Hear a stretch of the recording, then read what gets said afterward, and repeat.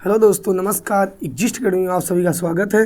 कैसे हैं आप सभी लोग? मैं आशा करता हूं आप सभी लोग बहुत अच्छे होंगे और अपनी तैयारी बहुत बेहतरीन तरीके से कर रहे होंगे।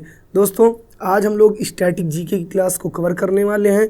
यह स्टैटिक जीके आपकी किसी परीक्षा के लिए बहुत महत्वपूर्ण होने वाला है। ओके, तो देरी न करते हुए आइए इस सेशन को हम लोग कंप्लीट करते हैं। तो इस सेशन का पहला क्वेश्चन है आपकी स्क्रीन पे ये। ओके, तो देखो, सबसे पहला क्वेश्चन करा है, राष्ट्रीय मानवाधिकार आयोग भारत में कब स्थापित किया गया था? ऑप्शन है 10 अक्टूबर 1992, 12 अक्टूबर 1993, 10 दिसंबर 1948 और डी इनमें से कोई नहीं। ठीक, अब देखो बच्चा, NHRC इसको बोलते हैं NHRC, ठीक है, फुल फॉर्म होता है national human right commission, national human right commission. ठीक है, NHRC। इसका जो मुख्यालय है वो कहाँ पे है? दिल्ली में। इसका मुख्यालय कहाँ है? दिल्ली में स्थित है। ठीक, अब ध्यान ये देना दोस्तों कि इसके जो अध्यक्ष होते हैं, इसका अध्यक्ष सुप्रीम कोर्ट का वर्तमान न्यायाधीश या रिटायर्ड न्यायाधीश, ठीक है, या फिर सेवानिवृत्त न्यायाधीश होता है। ठीक, अब जैसे अगर पूछ लिया जाए इसके वर्तमान अध्यक्ष कौन है, तो वर्तमान इसके अध्यक्ष है अरुण कुमार मिश्र। इसके वर्तमान अध्यक्ष है अरुण कुमार मिश्र। और इसके सबसे पहले अध्यक्ष जो थे, सबसे पहले अध्यक्ष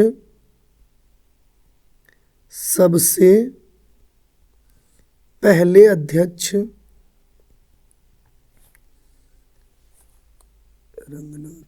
इसके सबसे पहले अध्यक्ष जो थे वो रंगनाथ मिश्र थे, रंगनाथ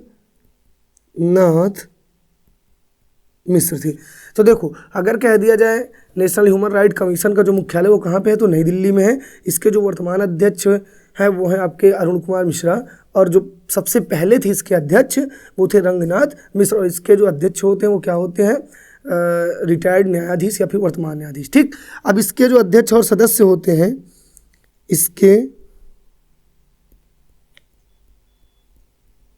सदस्य और अध्यक्ष का कार्यकाल 3 वर्ष का होता है। कितने वर्ष का होता है? 3 वर्ष का होता है। ठीक, यह एक वैधानिक निकाय है। यह कैसा निकाय है? यह एक वैधानिक निकाय है। ठीक, तो देखो दोस्तों, अगर कह दिया जाए कि भारत में इसकी घोषणा कब की गई थी, तो 12 अक्टूबर 1993 को, 12 अक्टूबर 1993 को। ठीक, और ध्यान ये देना है कि 10 दिसंबर 1948 को संयुक्त राष्ट्र संघ ने NHRC की घोषणा की थी। ठीक है, NHRC की घोषणा 10 अक्टूबर 1998 किसने की, सॉरी बताया इसको किसने की थी, तो संयुक्त राष्ट्र संघ ने की थी। ठीक, इसीलिए 10 दिसंबर को अंतर्राष्ट्रीय मानवाधिकार दिवस मनाया जाता है। अंतर्राष्ट्रीय मानवाधिकार दिवस मनाया जाता है। और इसका कार्य क्या होता है? तो यह भैया मानव के अधिकारों का जब ये हनन होता है तो ये उसके अधिकारों की रक्षा करने का कार्य करता है। ओके, तो कोई दिक्कत किसी को यहाँ तक? ओके, अगर कह दिया जाए NHRC का कार्य क्या होता है, तो आप बताओगे जब किसी व्यक्ति के मूल अधिकारों का हनन होता है तो ये उसकी रक्षा करता है। ठीक है, अब आते हैं क्वेश्चन नंबर नेक्स्ट पे। ठीक,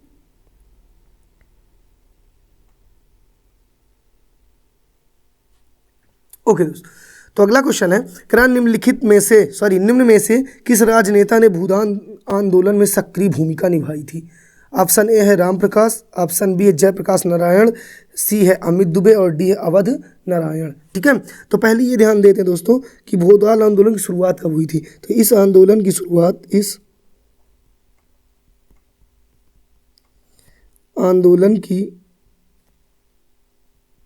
19 1951 में हुई। और कहाँ से हुई थी भैया? तो तेलंगाना में एक गांव है पोचमपल्ली। कहाँ से?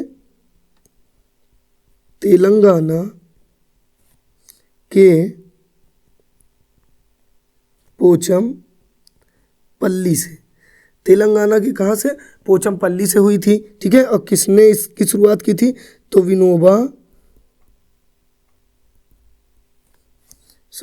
किसने की थी? विनोबा भावे ने। ठीक, विनोबा भावे ने इस आंदोलन की शुरुआत की थी। ठीक है। और इस आंदोलन का उद्देश्य क्या था भैया? इसमें यह कहा गया था कि जो अमीर किसान है, ठीक है, वो अपने ज़मीन का कुछ हिस्सा गरीब किसानों को दान दे। ठीक है। तो इसी को दृष्टिगत रखते हुए 18 अप्रैल 1951 को तेलंगाना से ही पहली बार एक किसान के द्वारा कुछ ज़मीन दान दी गई थी। ठीक है। और तेलंगाना राज्य का गठन कब हुआ था भैया? सन 2014 में।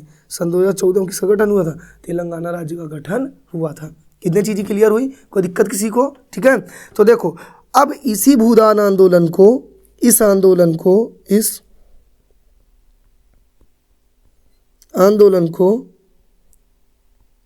रक्त रहित क्रांति के नाम से भी जाना जाता है। अगर कह दिया जाए रक्त रहित क्रांति के नाम से किस आंदोलन को जाना जाता है, तो आप बताओगे भैया भूदान आंदोलन को। ठीक है। इसे रक्त रहित क्रांति कहा जाता है। क्यों कहा जाता है? क्योंकि इस आंदोलन में मतलब किसी का खून वगैरह नहीं बहा, मतलब लड़ाई झगड़ा नहीं हुआ था, ऐसा कुछ। ठीक है। और किसके नेतृत्व में आंदोलन शुरू हुआ था? तो विनोबा भावे के नेतृत्व हुआ था, जिसमें सक्रिय भूमिका निभाई थी जयप्रकाश नारायण ने। जयप्रकाश नारायण ने इसमें सक्रिय भूमिका निभाई थी। तो भैया किसने निभाई थी? जयप्रकाश नारायण ने। Option number B is right. Okay. और ये जो जयप्रकाश नारायण थे प्रजातांत्रिक पार्टी के सदस्य थे। अब आते हैं क्वेश्चन नंबर नेक्स्ट पे। क्वेश्चन नंबर 3 कह रहा है, भारत के किस राज्य में सागौन के वृक्ष सबसे ज्यादा पाए जाते हैं? भारत के किस राज्य में सागौन के वृक्ष सबसे ज्यादा पाए जाते हैं? तो देखो, पहला ऑप्शन है मध्य प्रदेश, दूसरा उत्तर प्रदेश, तीसरा राजस्थान और चौथा बिहार। ठीक है। तो देखो भैया, जो सागौन वृक्ष हैं यह एमपी में सर्वाधिक मात्रा में पाए जाते हैं। और इन वृक्षों का भारत की अर्थव्यवस्था में काफ़ी योगदान होता है। ठीक है। काफ़ी योगदान होता है। और इसी के अंतर्गत मतलब जैसे शीशम हो गया, शीशम, चीड़ वगैरह के वृक्ष भी आते हैं। ठीक है। तो अगर कह दिया जाए कि जो है ये सबसे ज़्यादा सागौन वृक्ष कहाँ पाए जाते हैं, तो एमपी में पाए जाते हैं। अब जो मध्य प्रदेश राज्य है भैया, यह सोया प्रदेश के नाम से भी जाना जाता है। एमपी को सोया प्रदेश के नाम से जाना जाता है। क्यों? क्योंकि यहाँ पर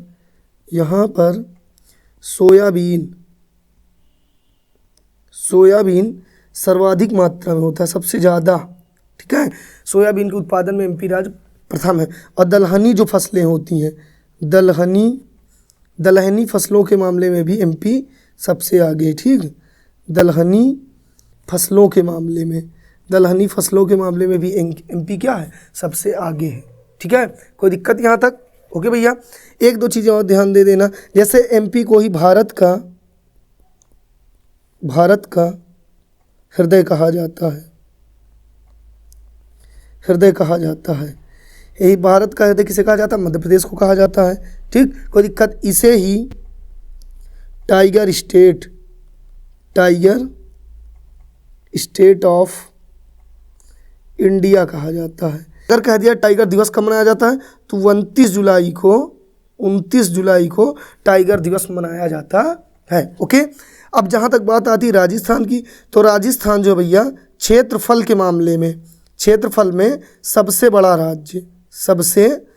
राज्य कौन सा है? राजस्थान है। और जनसंख्या के मामले में यूपी है। जनसंख्या में यूपी प्रथम स्थान पर है। तो बात समझ में आ गई। तो कह दिया जाए भारत के किस राज्य को किस राज्य में सागौन पेड़ सबसे ज़्यादा पाए जाते हैं? तो MP, option number A is right. Okay, अब आते हैं क्वेश्चन नंबर नेक्स्ट पे 4 नंबर। ओके दोस्तों, तो अगला क्वेश्चन है आपका, एनजीटी की भारत में स्थापना कब हुई थी? एनजीटी की भारत में स्थापना कब हुई थी? ए सन 2008, बी सन 2009, सी सन 2010 और डी 2011। ओके, तो देखो भैया, एनजीटी के सबसे पहले फुल फॉर्म जान लेते हैं, नेशनल ग्रीन ट्रिब्यूनल। ठीक है, नेशनल ग्रीन ट्रिब्यूनल, राष्ट्रीय हरित पंचाट बोलते हैं, राष्ट्रीय हरित पंचाट बोलते हैं। ठीक है, अब बात ये ध्यान देनी है कि इसका जो मुख्यालय है ये कहाँ पे है भैया? इसका मुख्यालय नई दिल्ली में है। इसका मुख्यालय कहाँ है? नई दिल्ली में। किसका? एनजीटी का। इसके जो वर्तमान अध्यक्ष हैं,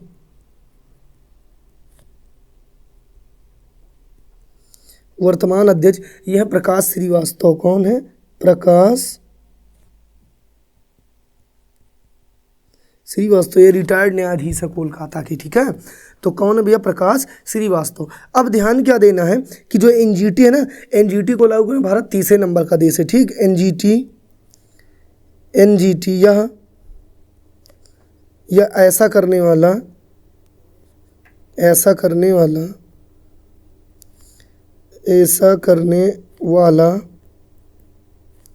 भारत तीसरा देश है। कैसा देश है? तीसरा देश है। तो इससे पहले भैया और होंगे। तो सबसे पहले जो एनजीटी लागू किया तो वो ऑस्ट्रेलिया फर्स्ट, और सेकंड पे न्यूजीलैंड, और थर्ड पे कौन? भारत। ठीक है, तो एनजीटी को जो लागू करने वाला था वो सबसे पहला था ऑस्ट्रेलिया, दूसरा था न्यूजीलैंड और तीसरे नंबर पे आता है भारत। ठीक है, अब अगर भैया कह दिया जाए आपसे कि जो एनजीटी है ये भारत में कब लागू हुई थी? सन 2010 में। Option number C is right. और यह आपकी आने वाली विभिन्न परीक्षाओं के लिए काफ़ी महत्वपूर्ण क्वेश्चन होने वाला है। ठीक है, अब एनजीटी का मुख्यालय आपको हमने बता दिया कहाँ पे है। तो इसका मुख्यालय तो है भैया दिल्ली में। अब इसकी कुछ संस्थाएँ हैं। इसकी भारत में 4 संस्थाएं, क्षेत्रीय संस्थाएं। कहाँ पे? पुणे, भोपाल, कोलकाता एवं चेन्नई में। अब इसका कार्य क्या होता है? अगर कोई संस्था कहीं भी प्रदूषण करती है तो यह उस पर मुकदमा चलाने का कार्य करता है। कौन? एनजीटी। और उससे उसके तौर पे एज ए जुर्माने के रूप में पैसे वसूलता है। ठीक है, तो कोई दिक्कत यहाँ तक किसी को? ओके, तो अगर कह दिया जाए एनजीटी की स्थापना भारत में कब हुई? भैया सन 2010 में हुई थी। ठीक है, आते हैं क्वेश्चन नंबर नेक्स्ट पे। ओके, और दोस्तों अगर क्लास आपको अच्छी लग रही हो तो प्लीज़ वीडियो को लाइक करिए, चैनल को सब्सक्राइब करिए और वीडियो को शेयर करना ना भूलें। ठीक है, ताकि हम लोग आपके लिए और अच्छा से अच्छा करने की कोशिश करते हैं। ठीक, आते हैं नेक्स्ट क्वेश्चन पे। तो क्वेश्चन नंबर 5वां कह रहा है, विश्व मानवता दिवस एवं विश्व फोटोग्राफी दिवस कब मनाया जाता है? ओके, तो आज हम इसमें कई जो है कंप्लीट करेंगे दिवस भी। ठीक है, तो कह रहा विश्व मानवता दिवस या विश्व फोटोग्राफी दिवस कब मनाया जाता है? तो पहले ध्यान दीजिए, 10 दिसंबर को अंतर्राष्ट्रीय मानवाधिकार दिवस, अंतर्राष्ट्रीय मानवाधिकार दिवस अभी इससे पहले ही आपको बताया थी। ठीक, फिर यहाँ पे कह रहा 29 अगस्त, तो ये मनाया जाता है राष्ट्रीय खेल दिवस। 29 अगस्त को कौन सा दिवस? खेल दिवस। अब यहीं पे 22 मार्च को जल दिवस,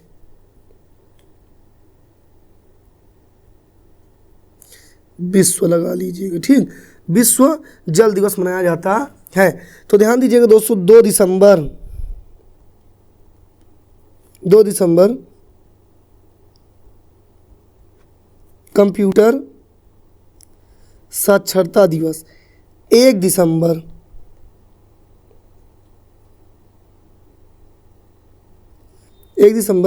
विश्व एड्स दिवस। ठीक है, अगर कह दिया जाए आपसे 25 दिसंबर 25 दिसंबर गुड गवर्नमेंट डे मनाया जाता है। ठीक है, अब अगर आपसे कह दिया जाए भैया 22 अप्रैल पृथ्वी दिवस होता है, क्या होता है? पृथ्वी दिवस, विश्व पृथ्वी दिवस। ठीक, अगर कह दिया जाए 20 मार्च अंतर्राष्ट्रीय गौरैया दिवस, अंतर्राष्ट्रीय गौरैया दिवस। अगर कह दिया जाए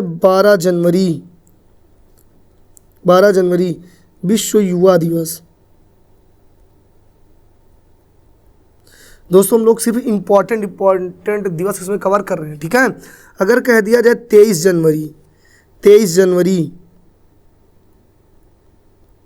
जनवरी पराक्रम दिवस, नेताजी सुभाष चंद्र बोस के उपलक्ष्य में। ठीक, पराक्रम दिवस। अगर आपसे कह दिया जाए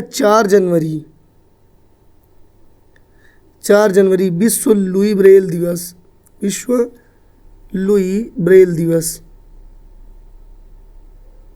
ठीक, अगर कह दिया जाए 25 जनवरी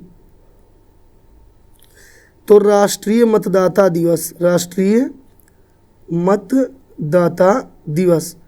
और दोस्तों आप सभी को पता है कि इस समय भारत में लोकसभा चुनाव हो रहे हैं और आप सभी लोगों से मेरी यही रिक्वेस्ट है कि आप सभी लोग अपने वोट का प्रयोग करिए और सही डिसीजन लीजिए और अपना नेता चुनिए। ठीक है, अपने वोट का प्रयोग सभी को करना है, सभी लोग वोट देने ज़रूर जाना। ठीक है, आते हैं हम लोग अपने क्वेश्चन पे। ओके, अगला अगर आपसे कह दिया जाए कि 1 मई को मजदूर दिवस। अगर कह दिया जाए 31 मई तंबाकू निषेध दिवस, ठीक है, तो कोई दिक्कत यहाँ तक किसी को? तो अगर भैया कह दिया विश्व मानवता एवं विश्व फोटोग्राफी दिवस कब मनाया जाता है तो 19 अगस्त को मनाया जाता है, अर्थात option number B is right. Okay, कोई दिक्कत किसी को? बोलो। ओके, और बाकी आपको पता है कि 15 अगस्त को स्वतंत्रता दिवस मनाया जाता है, स्वतंत्रता दिवस। ठीक है, तो कोई दिक्कत यहाँ तक? ये सभी इंपॉर्टेंट दिवस आपकी किसी परीक्षा के लिए महत्वपूर्ण होने वाले हैं। 1-2 और नोट डाउन कर सकते हैं आप। जैसे कह दिया जाए 5 जून पर्यावरण दिवस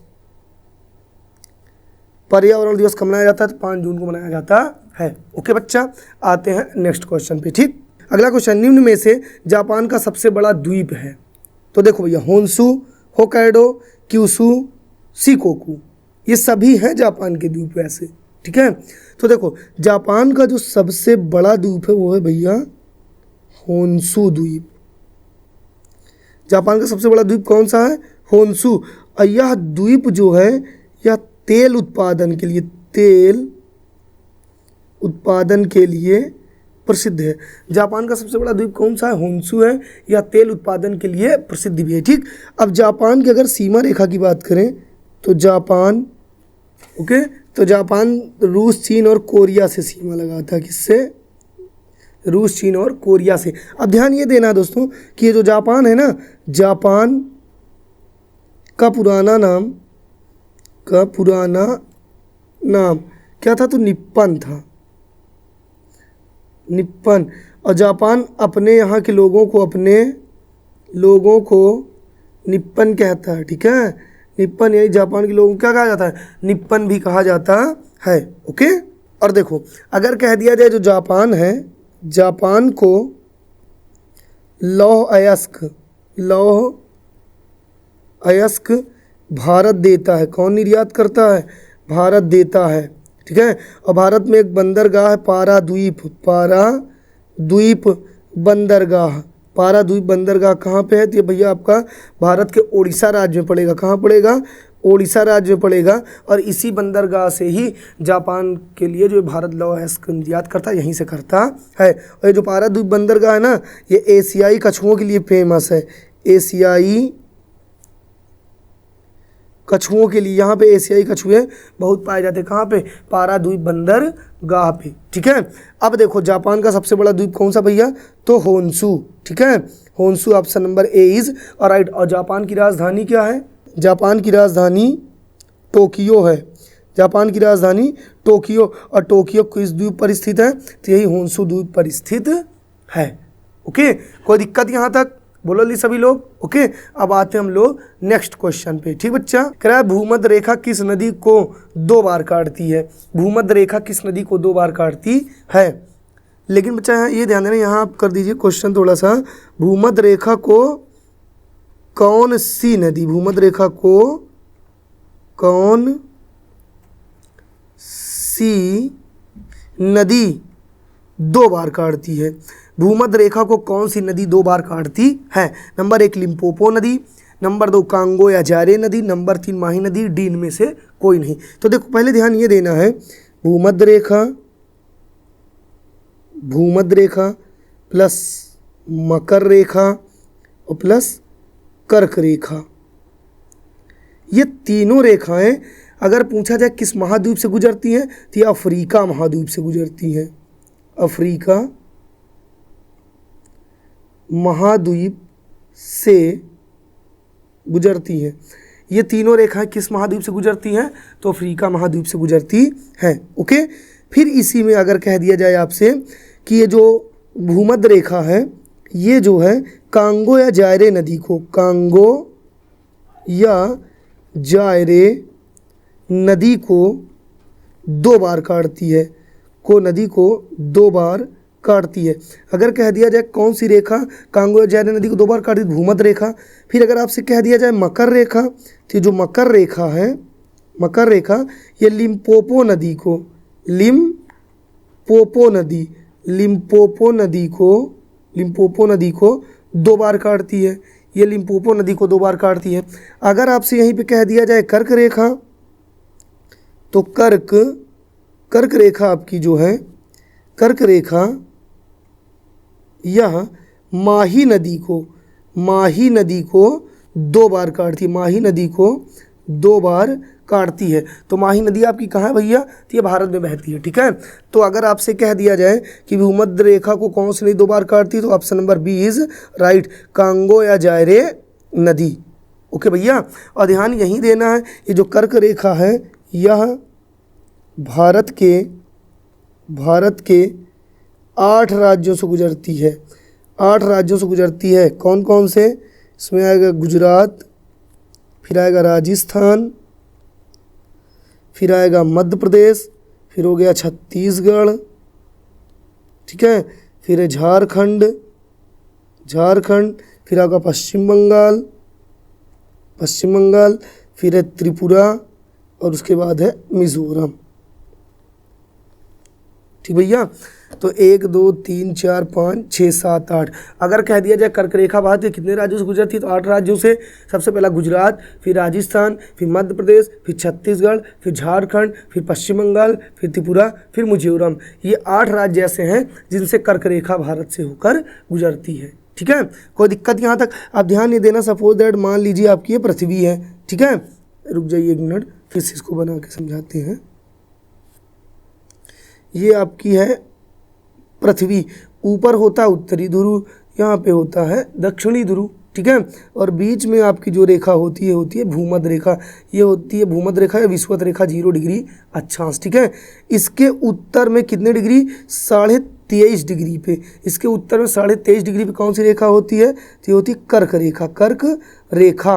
और इसी के 23.5 डिग्री, भूमध्य रेखा के 23.5 डिग्री दक्षिण में, 23.5 डिग्री दक्षिण में कौन सी होती है? तो यहाँ पे होती है मकर रेखा। ठीक है, तो इतनी चीज़ें आपको ध्यान देनी है। कर्क रेखा को ही विषुवत रेखा, भूमध्य रेखा को विषुवत रेखा या 0 डिग्री रेखा भी कहा जाता है। कोई दिक्कत यहाँ तक? तो देखो भैया, अब अगर आपसे कह दिया जाए भूमध्य रेखा को कौन से 2 बार काटी? कांगो या जायरे नदी। ठीक है, कोई दिक्कत यहाँ तक? अब आते हैं हम लोग क्वेश्चन नंबर नेक्स्ट पे। ओके दोस्तों, तो अगला क्वेश्चन है बच्चा आपका, सरकारिया आयोग का गठन कब हुआ था? ऑप्शन ए है 9 जून 1983, 10 जून 1981, 15 अगस्त 1927, इनमें से कोई नहीं। ठीक भैया, तो देखो अभी जो सरकारिया आयोग है इसका गठन 9 जून 1983 को हुआ था।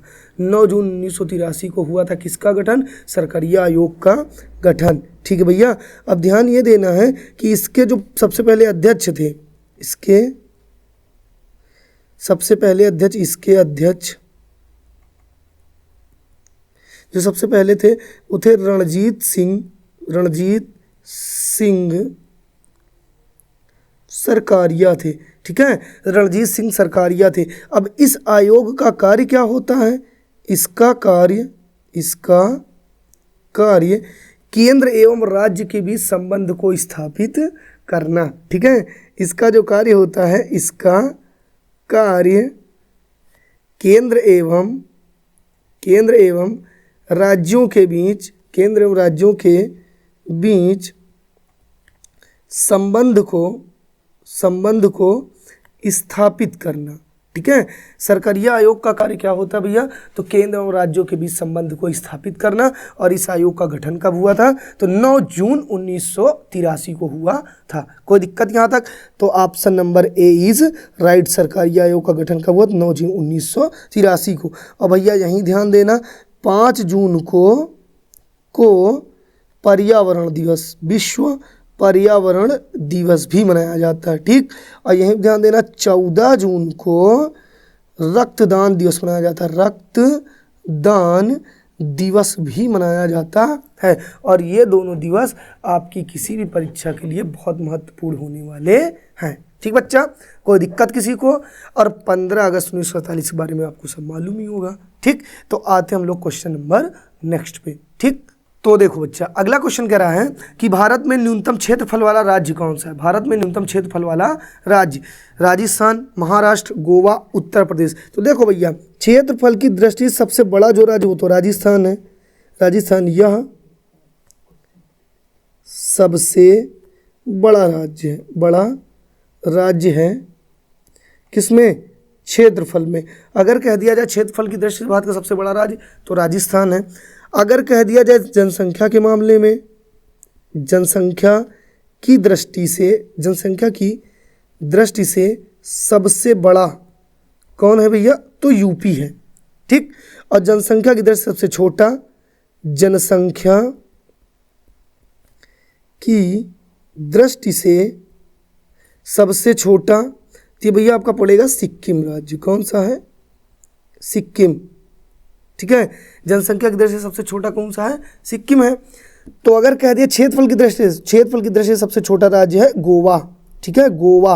ओके, अब गोवा में कितने जिले हैं? तो गोवा में भैया 2 जिले हैं, एक उत्तरी गोवा और एक दक्षिणी गोवा। अब अगर कह दिया जाए उत्तर प्रदेश में कितने जिले हैं? तो उत्तर प्रदेश में टोटल 75 डिस्ट्रिक्ट है। ठीक है, तो कोई दिक्कत यहाँ तक? ठीक भैया, अब देखो, अगर जैसे आपसे कह दिया जाए कि भारत में न्यूनतम क्षेत्रफल वाला जिला कौन सा है, राज्य कौन सा, तो आप बताओगे राजस्थान। और सबसे बड़ा जनसंख्या के मामले में यूपी। अगर कह दिया जाए क्षेत्रफल के मामले में जो आपका ये महाराष्ट्र है, ये तीसरे नंबर पे है। ठीक है, क्षेत्रफल में सबसे बड़ा राजस्थान, दूसरा है आपका मध्य प्रदेश, तीसरा है महाराष्ट्र, चौथा है आपका यूपी। यूपी क्षेत्रफल में भैया किस नंबर पे है यूपी? तो चौथे नंबर पे क्षेत्रफल में। और जनसंख्या के मामले में यूपी सबसे पहले नंबर पे स्थित है। कोई दिक्कत किसी को यहाँ तक? ठीक है, ओके भैया। अब अगर आपसे पूछ लिया जाए कि सबसे बड़ा क्षेत्रफल वाला जिला कौन सा है, तो सबसे बड़ा क्षेत्रफल वाला जिला आपका है भैया कच्छ। कहाँ स्थित है? तो ये गुजरात में स्थित है। और सबसे छोटा जिला कौन सा है? तो ये माहे है आपका। ठीक है, सबसे छोटा जिला कौन सा है भारत का? तो माहे। और सबसे बड़ा जिला कौन सा है भारत का? तो कच्छ। ठीक है, कच्छ कहाँ स्थित है? गुजरात में। कोई दिक्कत यहाँ तक? ओके, चलो आते हैं क्वेश्चन नंबर नेक्स्ट पे। तो बच्चा लास्ट क्वेश्चन इसका, क्या फारसी भाषा में प्रकाशित मिरातुल अखबार को किसने प्रकाशित किया था? फारसी भाषा में प्रकाशित मिरातुल अखबार को किसने प्रकाशित किया था? Option A Subhash Chandra Bose, B है राजा राम मोहन राय, सी है महात्मा गांधी, डी है इनमें से कोई नहीं। ठीक है, तो देखो भैया, अगर आपसे कह दिया जाए कि ये जो फारसी भाषा मिरातुल अखबार है, ठीक है, तो यह जो है यह